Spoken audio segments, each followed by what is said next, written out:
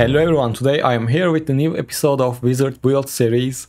In this one we are going to talk about the Battle Mage build for PvP. This build has one of the highest burst damage output in the game, but at the same time you can easily die since Wizard is a glass cannon class.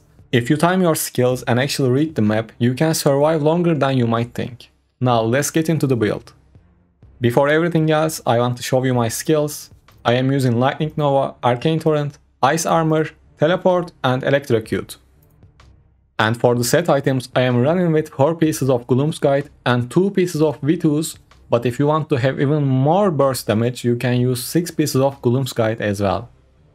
And now let's talk about the legendary items. For the headpiece, I am using Mask of Illusions. Teleport now causes you to become invisible and leave behind a mirror image. For the chest, I have Rampant and Indestructible. Lightning Nova now conjures a lightning orb that orbits you, firing lightning bolts at your target when you use your primary attack. As you can understand from the title of the video, this build revolves around our primary attacks.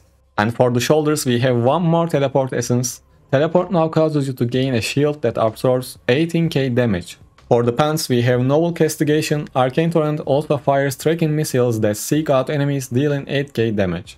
And for the main art, we have Rift Carver. Arcane Torrent now creates a chaotic orb that moves with you and fires arcane missiles at random nearby enemies. And for the offhand, I am using Heart of the Storm. Ice Armor becomes Storm Armor, continue damaging nearby enemies. And for the additional main art, we have another essence that buffs our primary attack. Lightning Nova also increases your primary attack speed by 30% for 4.8 seconds. And lastly, for the additional offhand, we have one more primary attack speed buff. Electrocute also increases your primary attack speed by 6% for 3.2 seconds, stacking up to maximum of 5 times.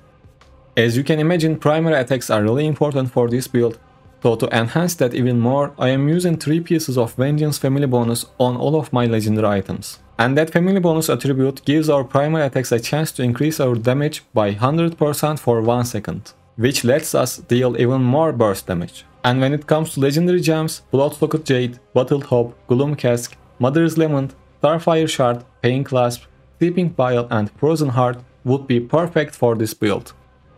Other than that, we can talk about cursed properties. As you can see, I am using 6 pieces of Nettled, but I forgot to change it. If you want to use perfect cursed properties for this build, you should use Tortured, and I'm gonna do that right now, and together we are gonna see how much purification shards we need to do that. As you can see, I have 96 purification shards and I have 1 Tortured piece, so I need 5 more. Let's try and see how many purification shards I'm going to spend for 5 pieces. And it took 24 purification shards to get the other 5 pieces. So usually for 6 pieces it gets around 30 purification shards. And lastly, we can talk about the Paragon tree. I am using Gladiator and I will show you my whole Paragon setup at the end of the video.